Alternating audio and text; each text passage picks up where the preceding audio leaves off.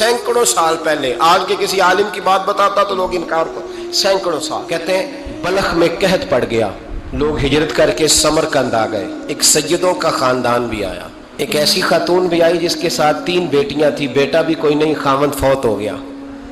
مسجد کے ساتھ مہمان خانے بنے ہوتے تھے، وہاں اس نے بچوں کو ٹھہرایا اور نکلی سمرقند میں کہ کوئی آدمی مل جائے اور اس سے کہوں کہ تھوڑی سی مدد ہو۔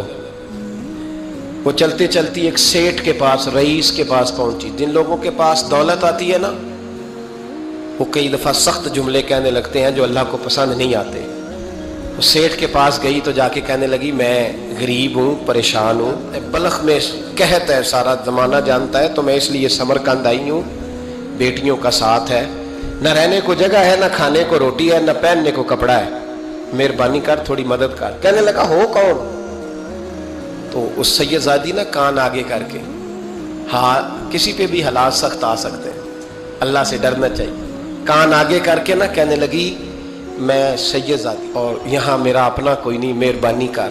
تو وہ سیٹھ صاحب، چودھری صاحب کہنے لگے مجھے کیسے پتا چلے گا تو سید ہے؟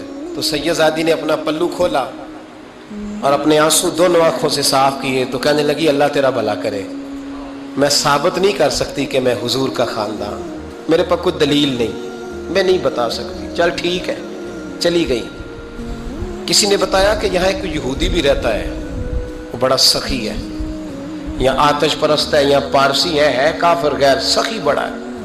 اس کے پاس گئی، بیٹھی رہی، لوگ بیٹھے تھے، جب چلے گئے تو قریب گئی، کہنے لگی مجبور ہوں، پریشان ہوں، غریب نہیں ہوں۔ کہنے لگا بی بی تجھے کبھی دیکھا نہیں، سمرقند کی اتنی آبادی نہیں، میں سارے شہر، تو کون ہے؟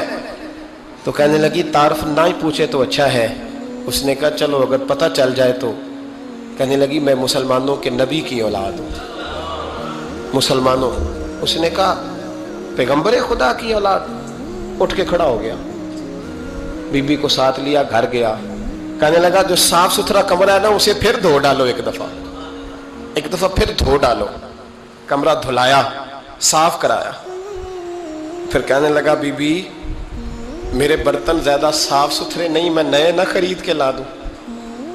پھر نئے برتن لایا، پھر اپنے بچوں سے کہنے لگا اونچا نہ بھولنا کہ سیدہ فاطمہ کی شہزادیاں آئی ہیں، یہاں کوئی شخص اونچی بات نہ کرے۔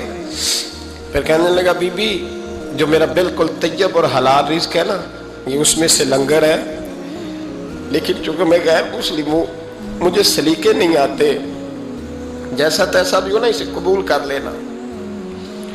خاتون کو کہنے لگا یہ گھر ہے، جب تک جی چاہے یہاں رہنا، اور دیکھنا ہو سکے تو رات اپنے نبی سے سفارش کرنا، میرا بھی کوئی مسئلہ، میری بھی کوئی قبولیت کہیں ہو جائے۔ وہ مسلمان کہلانے والا رات کو سویا، کہتے جنت سجی ہوئی ہے، لوگ جنت میں جا رہے ہیں، لائنیں لگی ہوئی ہیں، نبی پاک لوگوں کو جنت میں بھیج رہے ہیں۔ میں بھی دوڑ کے لائن میں لگ گیا، فرشتے نے میرا بازو پکڑا، کہا پیچھے ہٹ۔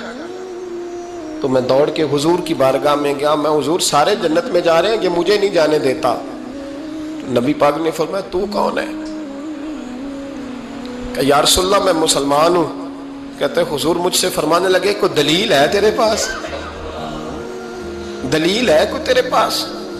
میں چپ کر گیا۔ فرمایا میری بیٹی تیرے دروازے پر آ ہی گئی تھی تو دلیلیں پوچھنے لگ گیا تھا۔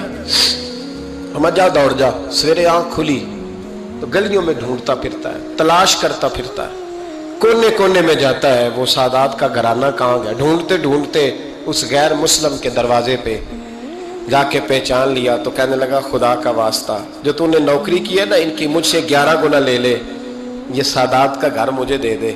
تو کہنے لگا کل تو آتا تو شاید بات اور ہوتی، آج بات اور ہے۔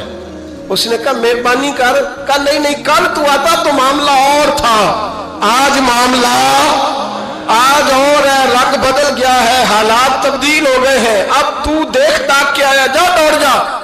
کہنے لگا نہیں مہربانی کر، دے دے، تو غیر مسلم میں تیرا کیا تعلق؟ کہنے لگا چپ کر، غیر مسلم میں کل تک تھا، کل سے سجدوں سے پیار کیا ہے تو میرے حالات سنور گئے ہیں، وہ جو نظارے تو نے رات خواب میں دیکھے ہیں میں نے جاگتی آنکھوں سے دیکھے ہیں، میں نے جاگتی آنکھوں سے۔ اور تو نے کسی مفتی پیر عالم کے ہاتھ پہ کلمہ پڑھا ہے، میں نے رات محمد عربی کے ہاتھ پہ کلمہ پڑھا، رسول اللہ کے ہاتھ پہ کلمہ پڑھا۔